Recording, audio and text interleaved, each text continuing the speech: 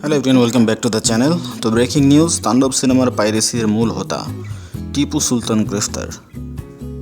ঢাকা পোস্টের একটি নিউজে শেয়ার করা হয়েছে এই খবর। ঢাকাই সিনেমার শীর্ষনায়ক শাকিব খানের তাণ্ডব সিনেমার পাইরেসির মূল হোতাকে নোয়াখালী থেকে গ্রেফতার করেছে নোয়াখালী জেলার গোয়েন্দা পুলিশ, যাকে আমরা ডিবি নামে চিনি।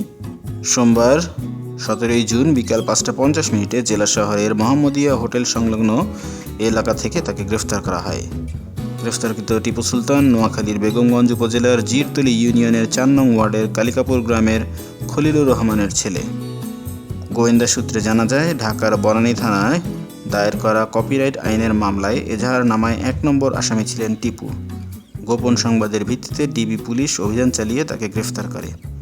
মামলার অভিযোগ সূত্রে জানা যায়, টিপু সুলতান অবৈধভাবে তাণ্ডব সিনেমার সম্পূর্ণ এইচডি সংস্করণ পাইরেসি করে বিভিন্ন অনলাইন মাধ্যমে ছড়িয়ে দেয়।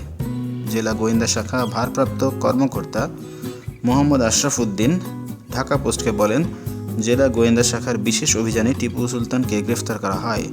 কপিরাইট লঙ্ঘন করে দেশের চলচ্চিত্র শিল্পকে ধ্বংসের মুখে ঠেলে দেওয়ার যে কোনো অপচেষ্টা প্রতিহত করতে ডিবি সর্বদা তৎপর।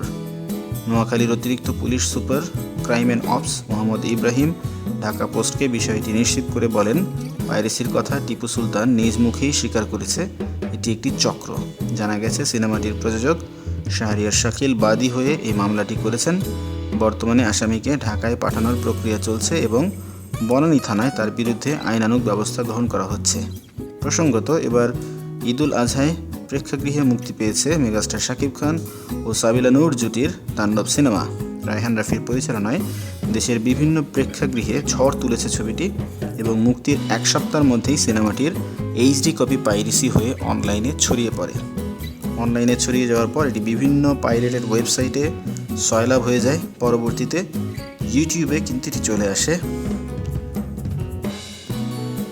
ফেসবুকেও কিন্তু এই সিনেমাটি দেখা যাচ্ছিল। বর্তমানে ইউটিউব এবং ফেসবুক থেকে এই এইচডি সংস্করণটিকে সরানো হয়েছে, বাট এখন পর্যন্ত টেলিগ্রামে এবং পাইরেটেড ওয়েবসাইটে এই সিনেমাটি দেখা যাচ্ছে। তো এটা খুবই গুরুত্বপূর্ণ ছিল যে পাইরেসির পেছনে দায়ী ব্যক্তিদেরকে গ্রেফতার করা এবং তাদের আইনের আওতায় নিয়ে আসা, যেটি এই গ্রেফতারের মাধ্যমে আমি বলবো শুরু হয়েছে।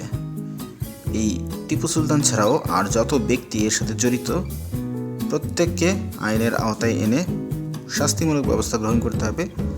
একটা এক্সাম্পল তৈরি করতে হবে, যাতে করে পরবর্তীতে অন্য কেউ এই ধরনের ঘটনা ঘটানোর সাহস না পায়।